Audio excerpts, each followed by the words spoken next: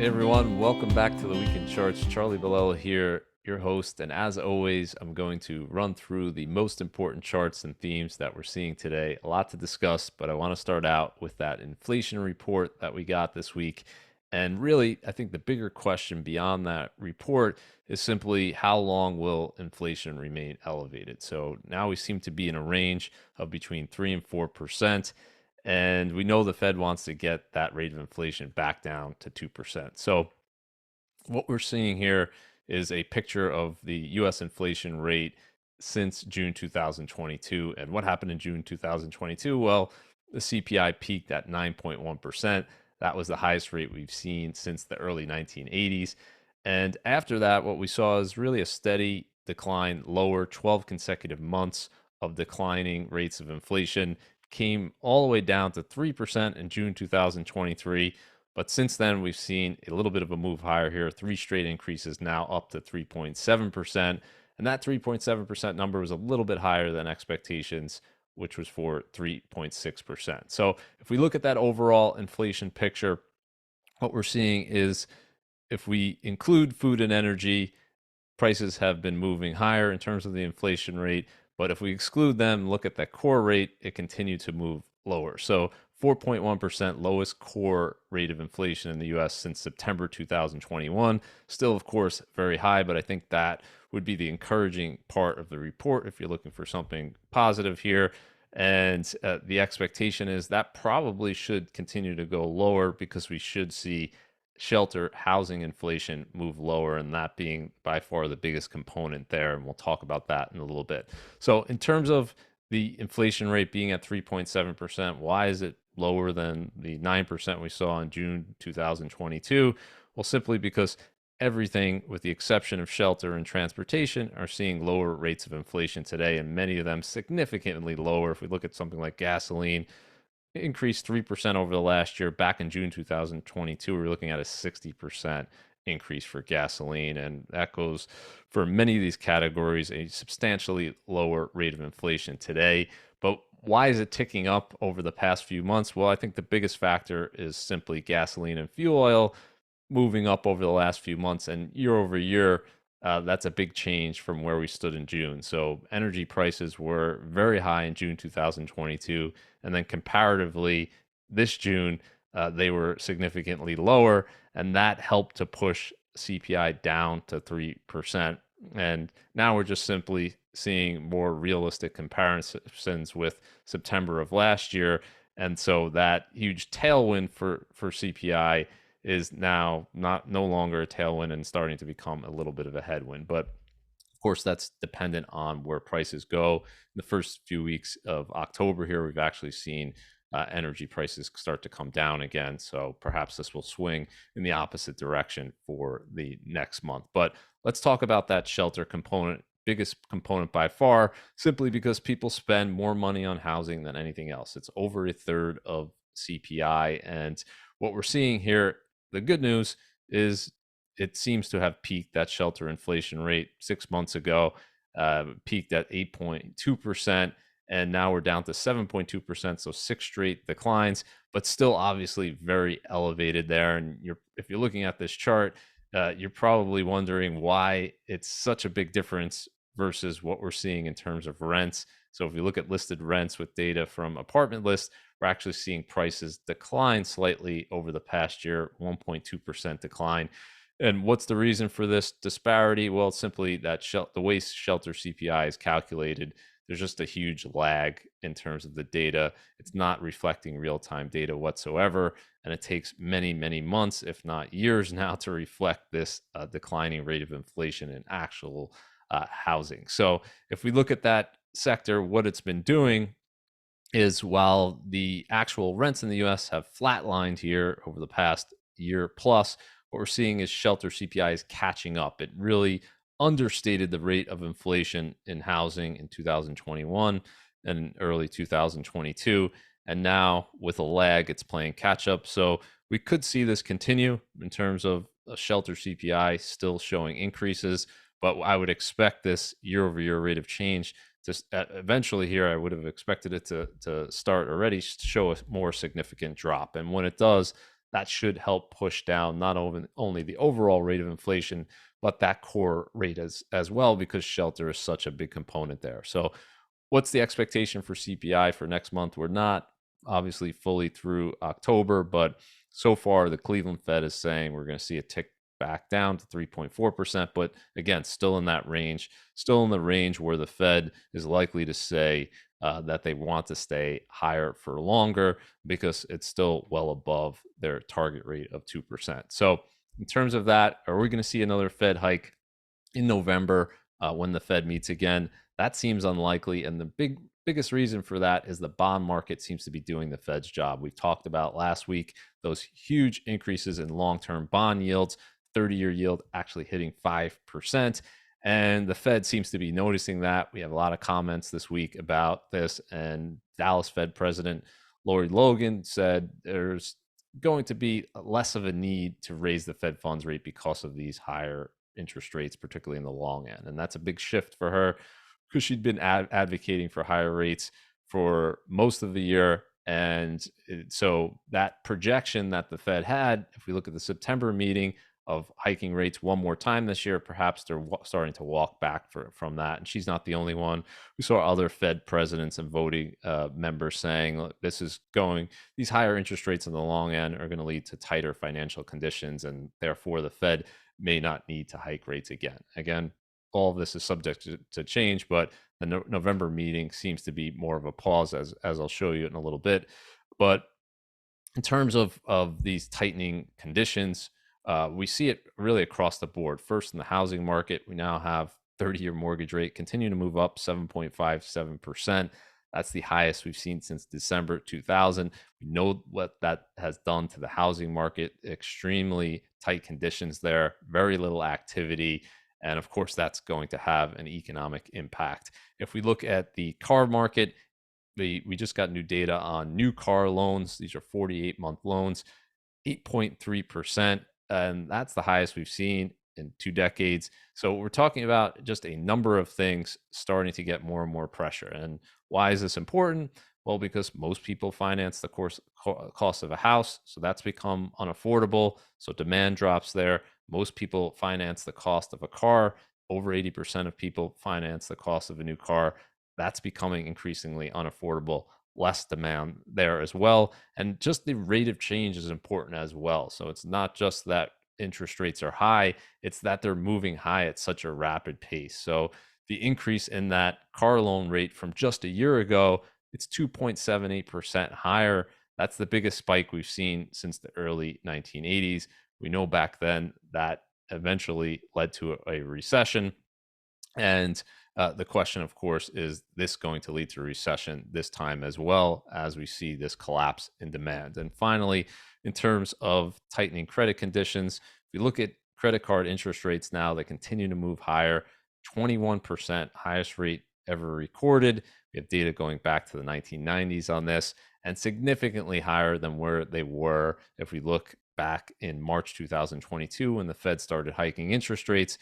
14.5%. So significant increases for consumers that have credit card balances. And the big question we had been asking is this going to start to lead to a pullback in terms of taking on additional credit? And the answer for a little bit last year was no. And we were wondering, well, when is it going to happen? But it seems to finally be happening today. We got new data on consumer credit, and the rate of increase, 4% year over year, a significant decline from what we were seeing back in 2022, where we saw these huge increases on a year-over-year basis. And if we look at August here, it actually declined. The total level of consumer credit actually went down, which is a pretty rare thing, and it was the largest monthly decline that we've seen since May 2020. So seems to be the consumer starting to be more reluctant in terms of issuing new credit. Interest rates have to be a big part of that, I would think. And so the market is really doing the Fed's job for it, saying that interest rates going up are already leading to tightening financial conditions, harder environment for consumers, and the kind of the demand destruction that I think the Fed wanted to begin with, because that's going to help to lead to lower inflation rates. So if we look at the expectations here from the market, This is looking at Fed fund futures, and the probability of the Fed pausing in November. They meet again November 1st, is now above 90%. So we've seen that move higher over the past few weeks. Obviously, those comments from the Fed being a factor, and this inflation report, I think, with the core rate moving lower, there's really no urgency for the Fed to hike again at this point. And so that if we get to that right before the meeting, we're likely to see the Fed remain on hold. And really, the market is expecting the Fed to hold not just for that November meeting, but to hold for the subsequent meetings as well. The market's saying Fed isn't going to hike again, and that we're actually the next move is going to be a cut, and that cut is going to come in June 2024. And what the market's saying essentially is, even though the Fed is going to start cutting rates in the middle of next year, they're going to do so very slowly. And the terminal rate here, if we look at two years from now, is still going to be elevated. So again, this is going to change wildly if there's a recession, there's if there's a more of a financial crisis or a decline that we see. This is going to shift, and the Fed's rhetoric is going to shift. But for now, market's expectation is that the Fed's on hold, and that by the middle of next year they'll be comfortable cutting rates. And that could either be because inflation has come back down to 2%, or it could be that the economic data is starting to weaken enough where the Fed starts to change its tune and start to be focused more on stimulating the economy than slowing it down. So let's shift gears here, talk about consumer spending. We just mentioned that seems to be consumers pulling back a little bit, but one area of the market that it doesn't seem to be pulling back seems to be the baby boomers, who are spending more than they have ever before. And as a share of total consumer spending, it's about 22% if we're looking at 65-year-olds and older. That's by far the biggest category. Now, obviously, the share of the population that is 65 and older is higher today as well. But even if you adjust for that, I think it's around 17% of the population. They're still spending well in excess of that. And if we look in the past year, well, many age groups have really cut back in terms of their spending. The 60 plus group here hasn't cut back very much. They're spending close to 8% more than they did a year ago. The article in the Wall Street Journal was talking about just a number of different factors, but I think the biggest one is that they had held back on spending for so long, have this extra money, and they want to finally enjoy it and start spending it. And many of them are in much better financial shape than younger generations because they bought homes when they were significantly less in value. They have obviously lower interest rates locked in. They're benefiting now from having higher cash balances. They're earning more interest on those balances. So they seem to be a much better financial position than younger generations. And if we look at the share of household wealth that's held by 70-year-olds and up, it's at a record high 26%. So interesting trend here. Baby boomers, people had always talk about the younger generations being more important for spending in terms of marketing budget, but it seems like the baby boomers and older generations very different here. Obviously, they're living longer, and they're thinking about spending in a different way than prior generations. So let's talk about the banks here, which are still under pressure.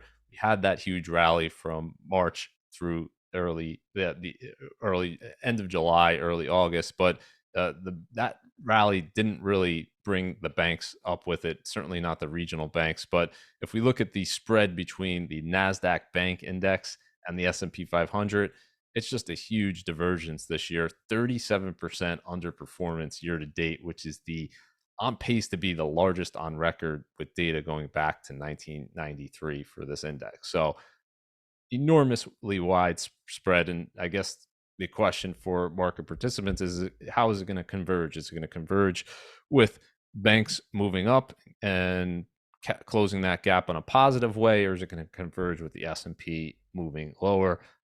And of course, either one of those can happen, and there's a lot of things that are going to be driving that. But I think the big fear for the banks remains their balance sheet, and the fact, obviously, that interest rates are rising and they continue to rise. Well, that led to problems, of course, with Silicon Valley Bank, and certainly it's obviously must be putting pressure on other banks as well. In addition to that, they have these delinquencies going up in terms of auto loans, delinquencies going up in terms of credit card loans. So far, pretty slowly, but the fear is that is going to accelerate. And you also have that commercial real estate, particularly office overhang, where a lot of the loans that were issued are sitting on the balance sheets of these banks. And I've talked about a number of times on the weekend charts about San Francisco in terms of real estate market there, but it's not just there that we're seeing pressure in the office market. There was an interesting article talking about Texas, which the economy is doing very well. We're seeing a lot of good employment trends there. But if we look at office vacancy rates there, we're seeing a significant rise there as well, around 25% vacancy for Dallas, Houston, and Austin, which is actually above the national average. And if we look at the reasons why, number one, of course, being that secular change in terms of work from home, that hybrid work model, but also we saw that era of low interest rates led to a building boom in Texas. And what we saw in terms of new construction of offices, and this is looking at Austin here, is a significant increase for a long period of time. So you have just this excess supply and then just a huge drop in demand from that change in terms of people working from home more. And that's leading to obviously higher vacancy rates. And so, again, this is just another data point to suggest that we're still in the early stages of what's likely to be a multi-year adjustment for that commercial real estate sector and office sector in particular. And we just saw this week continued spreads moving higher in terms of CMBS securities. So even though equity markets have bounced a little bit from last week, we're not seeing that in terms of CMBS. We're seeing continued stress there. So all of these prices will have to be reset. And that's just a process that takes time. As we said last week, the loans that are coming due aren't coming due all at once, but as they come due, that's where you're going to see the defaults. So terms of things coming due, the bill is starting to come due for the US government. And the reason for that is that the national debt continues to explode higher, looking at a $2 trillion increase over the last 4 months. And when you increase the national debt by that much, you have to obviously sell more treasury securities. And there's just been fewer buyers of these securities looking overseas, and the buyers within the US, because it's such a huge amount of supply, there's obviously some pushback, and that's driving the interest rate higher. But in terms of net issuance this year, 1.76 trillion year to date through September. It's on pace to be above 2 trillion by year end, which would be the largest by far of any year, with the exception of 2020 when we did just that massive borrowing and stimulus. So huge move higher in terms of debt. And this is the key point here. When that old debt is maturing, and a good amount is maturing in this year alone, 30% of that debt, well, it's being sold at a much higher interest rate. So when you renew that debt, you're not looking at the same interest rates that you had before. You're looking at substantially higher interest rates. So by 2025, half of this debt is going to have rolled off and at much higher interest rates. And unfortunately, back in 2020, when we did this massive issuance of new debt, we didn't think long term. Most of that was short term issuance.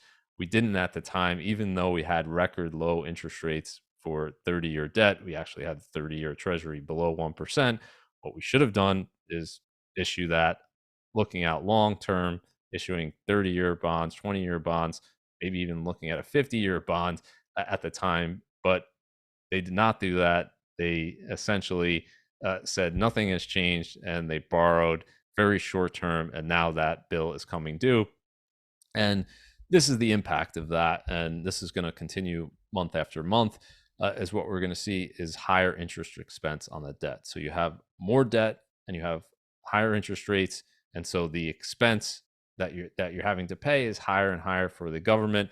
We're up to close to 900 billion over the last year, which is a record high, and this should at some point in the next few months likely cross above 1 trillion, and is going to be, if nothing changes, is going to be the largest line item in terms of the federal budget. It's going to crowd out other spending, and it's going to be an issue at some point. The question is, are we going to do something before it becomes a crisis or wait till it becomes a crisis? And thus far, it seems like we're going to wait until it becomes more of a crisis before we attack this. And if we look at the trend over the last 5 years, I think this paints, just step back and paints a broader picture of what we did in a 5 year period of time, which is kind of unprecedented in terms of the money supply and in terms of the increase in national debt. We're talking about 54% increase in national debt, 47% increase in the money supply. So it should come as no surprise that we had the highest inflation rate that we've seen in the US since the early 1980s because of these, directly because of these policies. And if we want that inflation rate ultimately to get back down to a more normal level, we're going to have to change the policy. And the good news is in terms of money supply, while we're not reversing what we did in 2020 by any means, we've slowed down here significantly. So the money supply is actually down over the last year. But in terms of national debt, we're not coming close to making a change here. We're accelerating at a time when the economy is still in expansion. So running a $2 trillion deficit, it would be very high in any period of time, but doing it when you have very strong, very strong employment, a low unemployment rate, when the economy is still in an expansion, is very dangerous because when that recession comes, well, then you're going to have a real demand for the fiscal stimulus. And what is the deficit and national debt going to do during that period of time? So if you want to bring down that inflation rate, ultimately we have to attack these two areas. That's where inflation comes from. There's a lot of talk about all different things, drivers of inflation, but these are the two biggest factors by far. So in terms of a worst case scenario of inflation, there was a lot of talk about hyperinflation in 2022, but thankfully the U.S. is nowhere near that situation. We don't want to get anywhere close to that. So I think it's important for people in the US to study places like Argentina that are having just an inflationary crisis, and it's accelerating here. So if we look at the Argentinian inflation rate, we have CPI at 138%. That's their reported rate of inflation. It could very well be multiples higher than that. Who knows? But their central bank this week raised interest rates by 15% to 133%. And the crazy thing is it's still below their rate of inflation. So as much as they're trying to supposedly attack this, they can't seem to bring it down.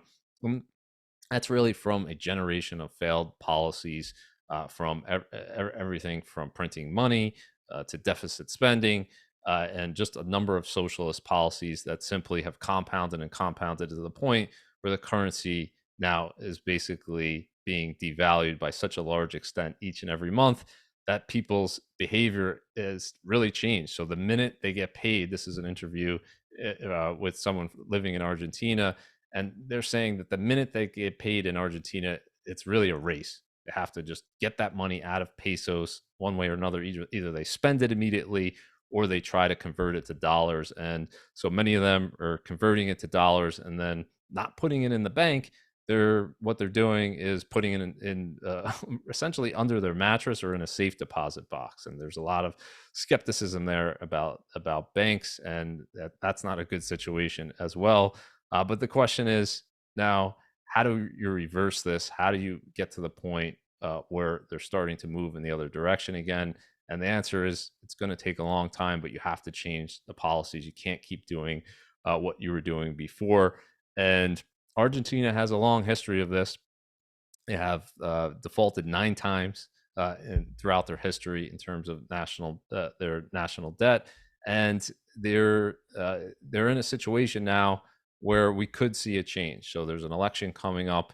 The current president Fernandez is not running for re-election, and we'll see. There could be a change here. The leading candidate, it seems like, on the polls is actually someone with a very different perspective. He's more libertarian, Milei, and he has a number of radical ideas which seem radical, but perhaps maybe necessary to change things. He wants to end the central bank. He wants to convert to dollars in terms of that being the currency of the country, wants to reduce the government significantly. I don't think any of these will be easy to get done there, but it's interesting to see that people seem to be embracing something different. We'll see if he ends up getting elected.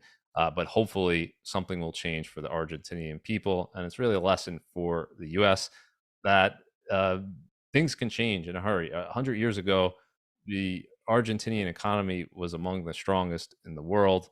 And now you just have decades and generations of failed policies over and over again. And the temptation is always, instead of doing a structural change and saying something's wrong, you do more. So in 2020, they decided to devalue the currency, print more money.